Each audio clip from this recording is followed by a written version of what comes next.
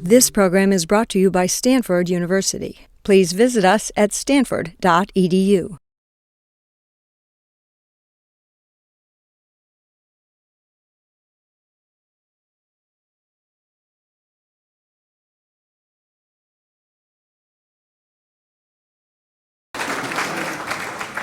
Argumentative?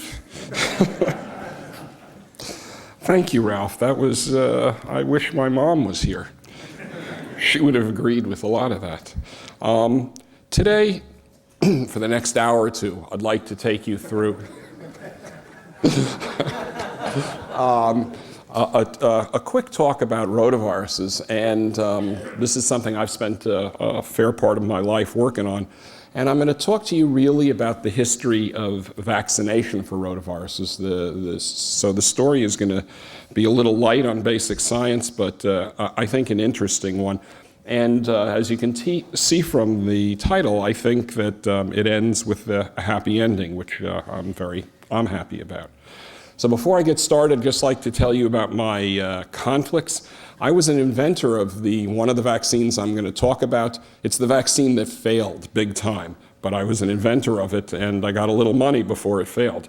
I am a developer of another vaccine, if I talk fast enough, that we'll talk about, two others, the bovine vaccine and this Indian vaccine. And I consult for a little biotech company here in the Bay Area that's involved in trying to make a third generation vaccine. Well, if you look at mortality worldwide, a huge impact of mortality is on children. Of course, when a child dies, there's a lot of life years lost. And as you can see here, over 10 million deaths in children in the world. And those deaths, as you all know, are really clustered in two areas, in sub-Saharan Africa and the Indian subcontinent. And people have known forever that children die, they die young, and that diarrheal disease is one of the major causes of dying. That being said, in the early 1970s, people really didn't know what was the major killer of children with diarrheal disease. It was not cholera, it was not Shigella, and it was not toxigenic E. coli, although they are important.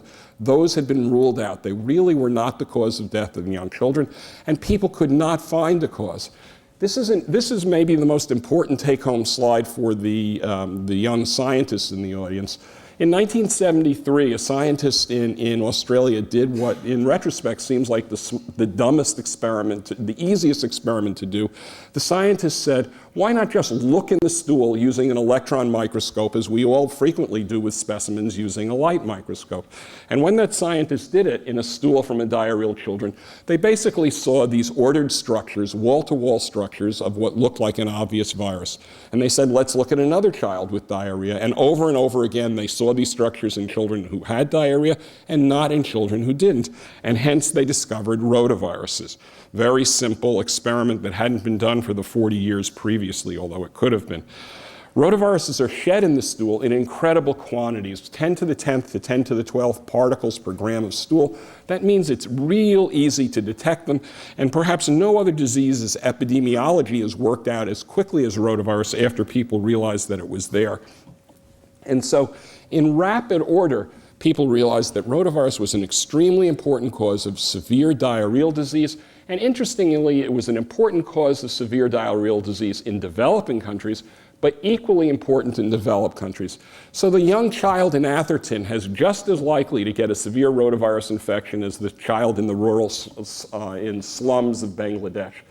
And that's really the only enteric pathogen that does not know sociologic or economic barriers, probably because it's shed in such large amounts that flush toilets, hand washing, and other modern sanitary devices just don't break the fecal-oral transmission rate. But in any case, it's an important disease in both developed and less developed countries. It only kills children in developing countries. In the United States, only about 20 to 60 deaths a year, but about 40 to 70,000 hospitalizations per year. So as you can see, that map I showed you of pediatric deaths in the world really overlaps exactly with the burden of rotavirus disease as cause of death in the world, and it causes about 500,000 deaths annually. So a serious cause of death. It's not all that interesting as a clinical disease. It causes diarrhea, dehydration, and vomiting.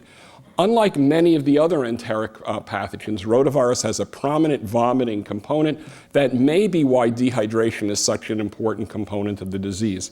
What is clear is that rotavirus diagnosis co-segregates with severity. So in literally hundreds of epidemiologic studies where the severity of the disease is looked at, as you identify more and more severe disease, the percentage of that disease caused by rotavirus goes up. So it has double impact because it's a frequent cause of all diarrhea, but it's even more frequent cause of severe disease. And there's no deaths in the developed world because oral rehydration or any type of hydration really, it's an acute disease and will save a child. Its impact is almost entirely between ages 6 months and about 3 years, most of it between 6 months and 24 months of age.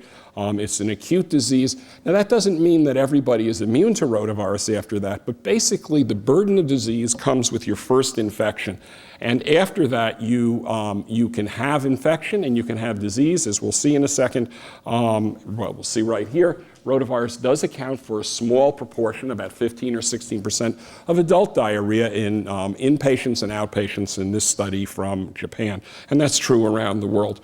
But basically, it's that first infection that has the highest morbidity associated with it. A couple of interesting things to just put in the back of your mind that rotavirus has some interesting epidemiologic qualities that still have not me. That's interesting. Epidemiologic qualities, rotavirus in the temperate zones, both northern and southern hemisphere, occurs in the cool winter months as a seasonal epidemic, much like the respiratory viruses. In the tropical zones, it occurs year-round with almost no seasonality. In the United States and Europe, rotavirus actually spreads across a geographic area in a predictable time sequence. Here, starting in the southwest in the fall and spreading across the country and ending actually in the maritime provinces of Canada in the late spring. What is interesting about this is not a single virus that is moving across the country. It's more like one of those waves in a football stadium where each card is different. These viruses are really not necessarily genetically the same as these viruses. But for reasons that are unclear, the progression, it looks like it's a single virus moving across the country, and that cause of that is unknown. A couple of other important biologic qualities of rotavirus to remind you about as we get talking about the vaccine. Rotaviruses, like many other microbial pathogens, enjoy a very high degree of host range specificity. What do I mean by that?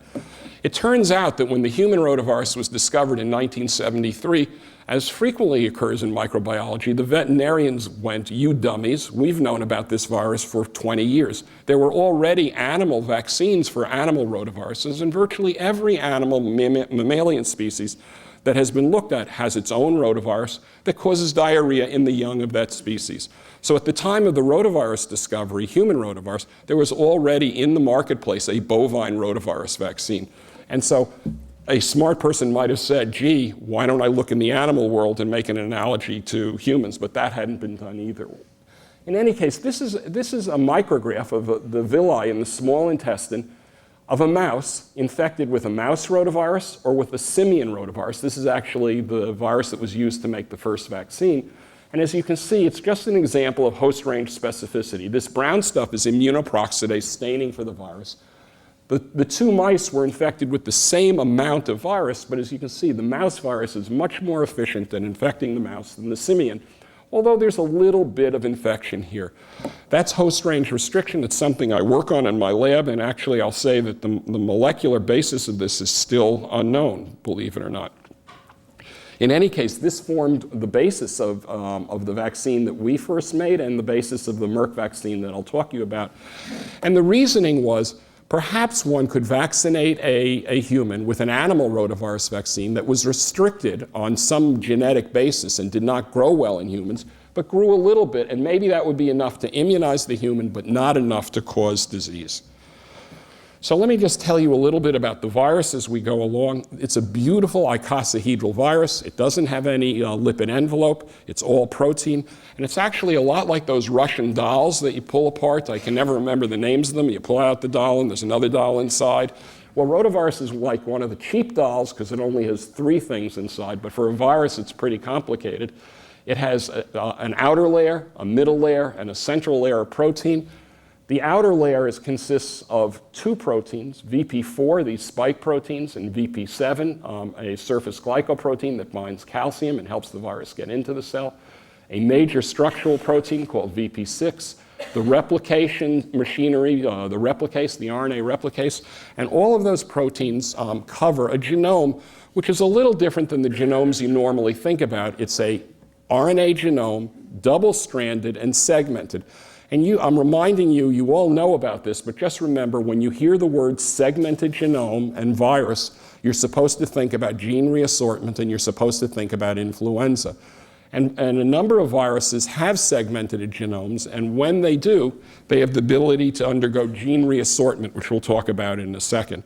In any case, just to remind you, a lot of work that I did a long time ago and a lot of other people did has showed that antibody to either one of these 2 proteins was highly protective, called neutralization. But if a human had antibody to either of those 2 proteins, especially if they had it in their GI tract, they were protected. And these proteins come in a lot of what are called serotypes, or different antigenic specificities, just like polio comes in 3 serotypes, and rhinoviruses come in about 120 when we stop counting serotypes. Each one of these proteins come in over 10 serotypes, and they can combine randomly, so you have the potential for tremendous serotypic diversity for rotavirus. Whether that's important for a vaccine or not is still a debate, and we'll talk about it in a second. In any case, I like vaccines. I've spent most of my life studying them, and when you think about vaccines, there's one important sort of logical set of thoughts that you need to go through when you think, how likely is it that I can make a vaccine? And that really boils down to, does natural infection induce immunity? HIV is an example where it does not look like natural infection induces immunity. Gonococcal infection is an example of where natural infection induces immunity, but the number of serotypes is so high that it makes no difference. You can get infected over and over again. Same with rhinoviruses. Well, in rotaviruses, the nice thing is, this is a study, an epidemiologic study done by Ruiz Palacios in the mid-1990s, where he followed children prospectively, and what he showed is they had 1 infection with rotavirus, some symptomatic, some very symptomatic, some asymptomatic, but whatever happened after that first infection, they were at greatly reduced risk of having a serious secondary infection. So that showed that a natural infection acted as a vaccine. It prevented serious illness on reinfection, and you can see that here. Also, look and remember that it is less good at preventing any diarrhea, although reasonably good. So we knew that information, as did a number of other people, and said, so a vaccine ought to work. If you can find something that is attenuated but induces immunity, you can become immune to rotavirus infection. And so we took advantage of the natural ability of the virus to undergo gene reassortment. So pretend this is here an animal rotavirus and a human rotavirus. Each one has 11 genes. If you co-infect an animal or if you co-infect a cell, you get out an admixture of progeny viruses that will have genes from both parents in a random array. You can laboriously select those to find the gene constellation you want, and here we selected a virus that has one of those surface proteins from the human parent and all the rest from the animal parent. And the reasoning was this might be attenuated in humans, but since it had a surface protein from the human virus, it might immunize well. That was all done sort of on first principles without any real knowledge that it was going to work or that you needed serotypic diversity on the vaccine. But in any case, people at the NIH made then an array of reassortants, all based on that simian virus that you saw that grew so poorly in mice, compared to a mouse virus, with in each one, those 4 arrays having a separate surface glycoprotein from a well-known common human serotype. That virus was made, and then as the way the NIH works, it licenses possible commercial entities to companies. That's also the way Stanford works usually. And this time it was a company called Wyeth, and they took the vaccine forward in large scale, in small scale, and then large scale safety and efficacy tests. And by the end of the 1990s, what they showed in a variety of fairly big clinical trials, pivotal trials in Finland, in Caracas, in Native Americans, and generally in the United States, that vaccine, made up of basically a simian virus with a few human genes in it, was highly effective at preventing severe disease. Great news. Of course, when you test something, when you test a drug, there's two things you test it for. One, does it work? And two, is it safe? Safety is incredibly important in vaccines, especially in vaccines for little children, because people don't like things that aren't safe, and they're a highly vulnerable population. And you're giving, vaccines go to well people, they don't go to sick people, so there's a whole different concept of safety. In any case, this vaccine went into about 10,000 children. In those days, a very large safety study, and really no adverse events that were found more in placebos than in controls. Let me just leave it at that. So the vaccine got marketed. I was very happy because I played a nice role in this. And it got marketed, as you can see, in August 31st, 1998. And this report from MMWR appeared in 1999, which said, maybe there's some intussusceptions occurring in children who get this vaccine. Now, for those of you who don't know, the CDC runs a computer site, a website called VAERS. VAERS is a passive system where anybody who vaccinates somebody and sees what they think is an adverse event can send in information, and it goes into the computer. The CDC has all sorts of fancy algorithms to try to say, are we seeing more of these reports than we would expect by chance, given the number of people who we think are being vaccinated? This is a pretty way out system because there's no denominator here. It's simply getting numerators and trying to figure out what do we think the denominator is, and is this higher than what we would expect. Here they said, this seems like it might be higher, we better worry. And so they put out this report in MMWR, and they did amazing amount of work very quickly to do appropriate case control studies to say, is there really excess intussusception associated with the rotavirus vaccine? I'll just remind you, since most of you are internists and not children, remind you from your medical school training, of course adults get intussusception, but the intussusception is most common in young children. It's actually a very common pediatric surgical emergency. It occurs in about 1 out of every 2,000 children born in the United States. That number is relatively static over time. Intussusception varies tremendously around the globe. In some countries, it's about 1 in 400, and in some countries, it's less than 1 in 20,000. Nobody knows the reason why intussusception varies. It's not a reporting bias. It's a real number. In the United States, it's about 1 in 200. And you'll notice here, it peaks right around the time rotavirus starts being a problem. Well, I can't go through with you all the data that the CDC generated. I'm trying to give you in one slide, encapsulate what the CDC's rapid conclusion from a case control study where they took people who were vaccinated and had intussusception, got controls, and said, was there an increased risk if you got the vaccine of having intussusception? And this is the bottom line taken from Trudy Murphy's New England Journal paper. And basically, they did a clever thing. They used the power of the by-day analysis, saying, can we see a clustering of intussusceptions that temporally associate with giving the rotavirus vaccine? And what you'll see here is in children who got the rotavirus vaccine, in the first week or so after vaccination, there was a 25-fold increased relative risk. Now, the second important thing, the second important message that I've given you, the first is that some experiments are simple and give you great results. And the second one is relative risk is a dangerous number, and because it's relative, and it's relative to what? The CDC went wild, 25 times as many intussusceptions, but what they didn't say is what's the absolute risk? How likely is it if a child who's vaccinated will have an intussusception over a year period, say, afterward? And that number remained unknown and is still unknown as we'll go forward. But this data was available and scary. And so the CDC has an advisory committee. Did I see Charles Prober walk in here? Yeah. Weren't you on this committee?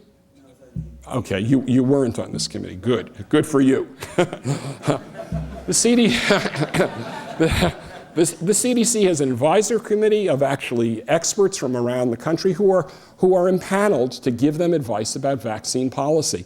And that's the committee that would offer advice about what to do in this situation. They reviewed the situation, and as you'll see here, on October 22nd, 1999, they recommended withdrawal of the vaccine because of this increased relative risk.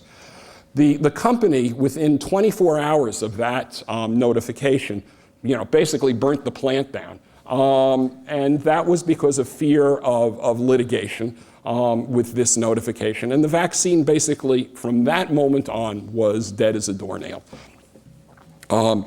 And there was a lot of discussion about whether that was a good idea or not. What I'll remind you, in 1999, 2 phase 3 trials were underway in Asia, in poor Asia, to see whether the vaccine was as efficacious in less developed countries as it was in the United States. Those studies stopped immediately and were never completed.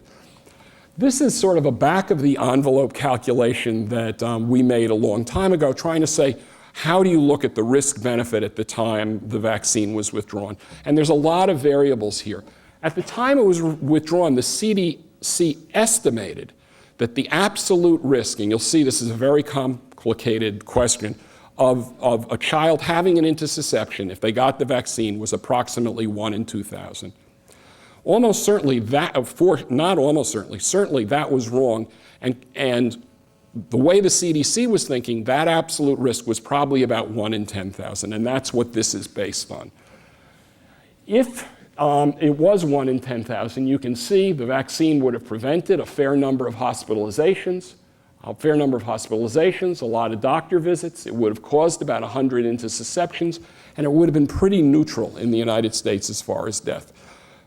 That risk-benefit was if you estimate that, was judged to be totally unacceptable for reasons that we can talk about at the end of this if we want to. It's not clear to me why it was judged to be totally unacceptable, but it was.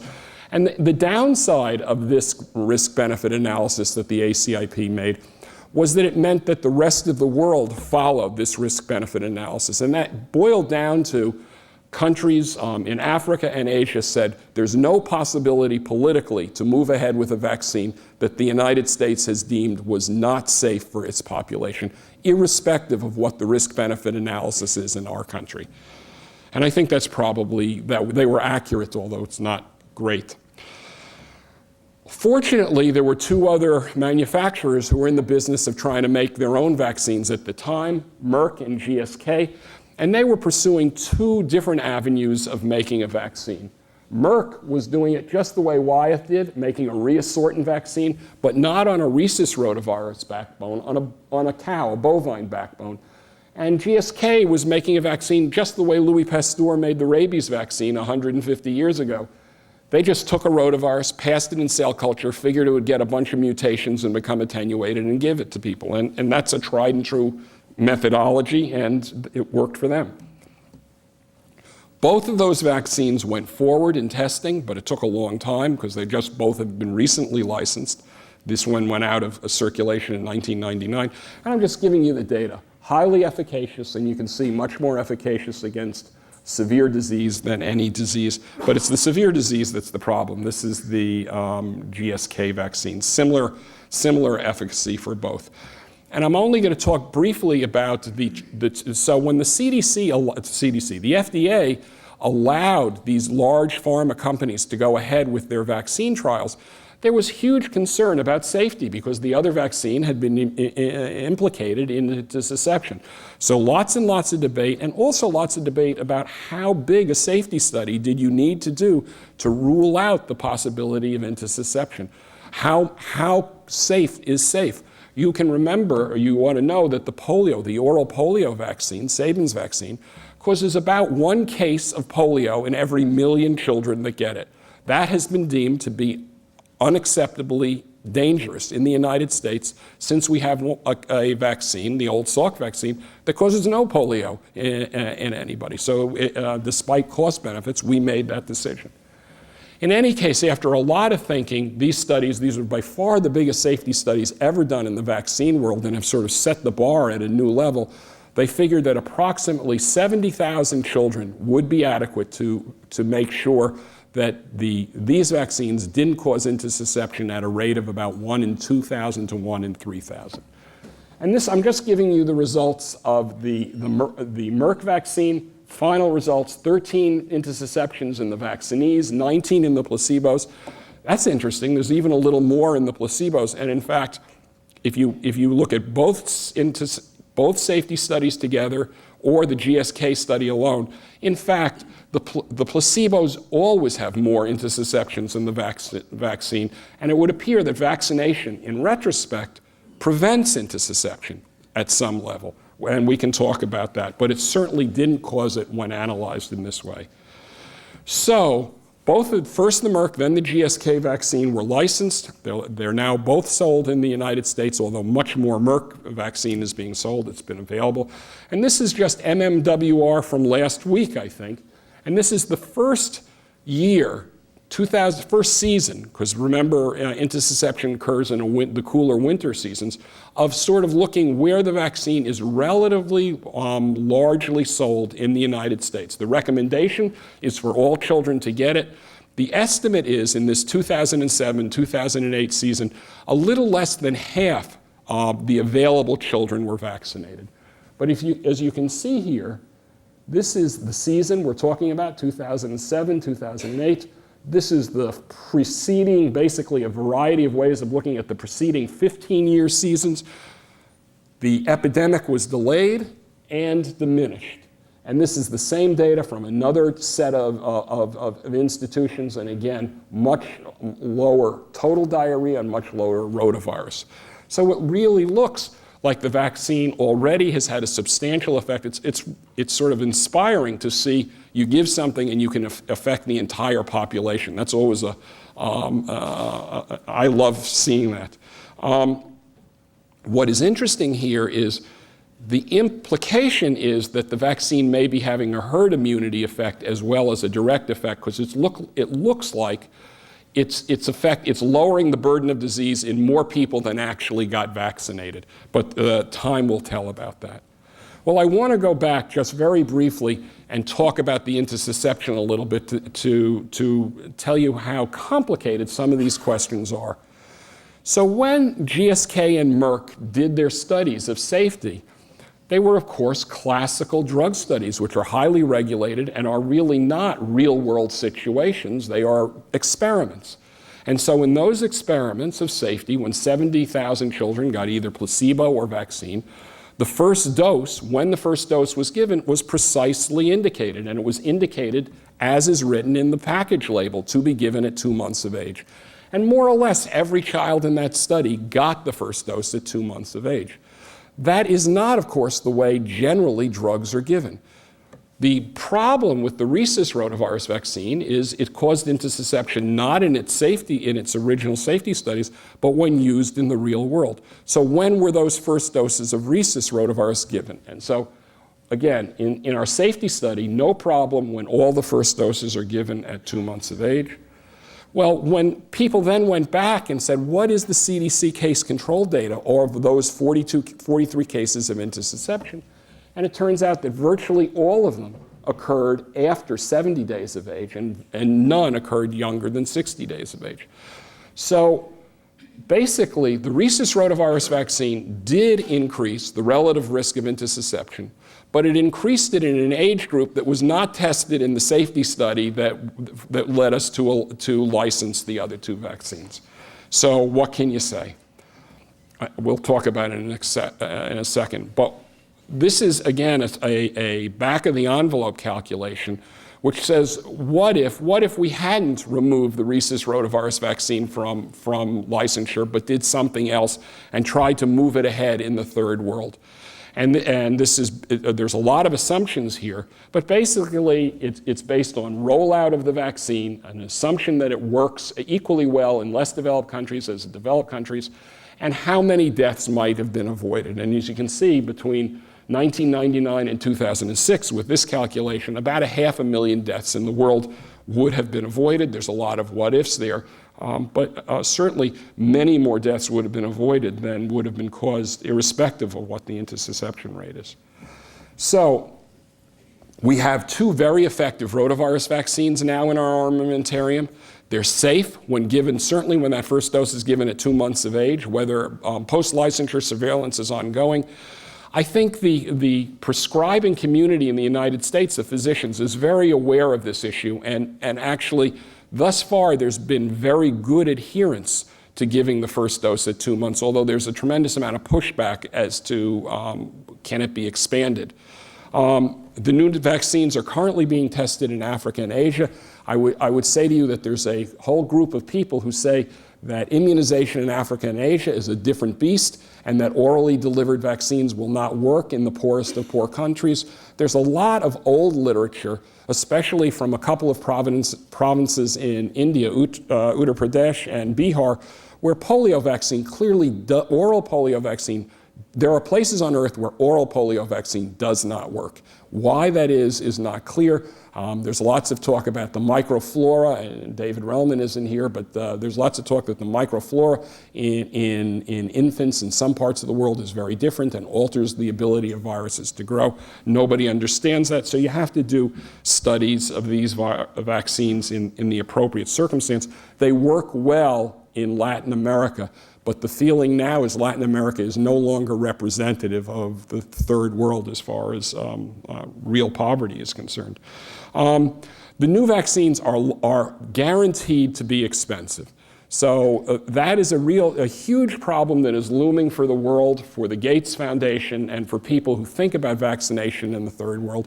The perfect example for that is the papilloma vaccine, an incredible vaccine that can really greatly lower the burden of cervical cancer in humans.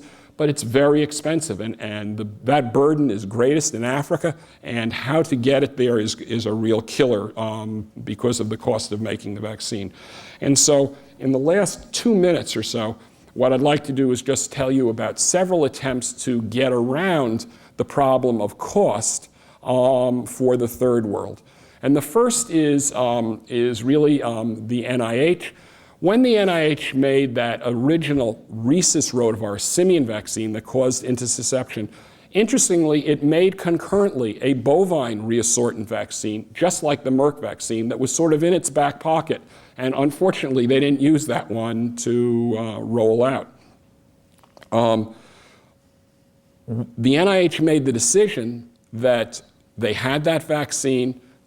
They were not interested then in trying to license it to a large manufacturer. There are already 2 large manufacturers making vaccine. So what the NIH did is there had already been efficacy studies with that vaccine showing it was highly efficacious in Finland.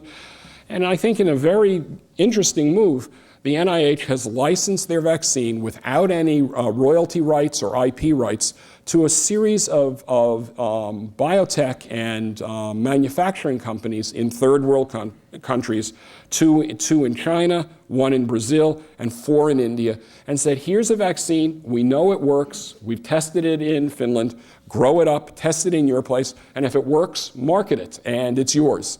And we will see how that turns out. I'm very excited about that. The Gates Foundation has gotten behind this and is really passing through a lot of money to several of these companies to help them accelerate their ability to develop those vaccines. Myself, people from the CDC, people from the NIH, Gates, PATH, IAMS, which is the big sort of medical complex in New Delhi, and a biotech company in Hyderabad, took a different approach and basically said, maybe we can imitate exactly what GSK, actually we took the approach before GSK got started, but maybe we can just take a human rotavirus vaccine and attenuate it and it will work well. That study is also moving forward and thus far looks good. So I'm going to end here with a note. When my children used to giggle when people asked them what their dad did and they would say he works on diarrhea. I'd just like to remind you that diarrhea is important. And this is another back of the envelope calculation, but it's pretty striking. In any given 24-hour period, an estimated 200 million people on Earth have gastroenteritis. The amount of diarrheal water passed equals the amount of water passing over Victoria Falls in about a minute.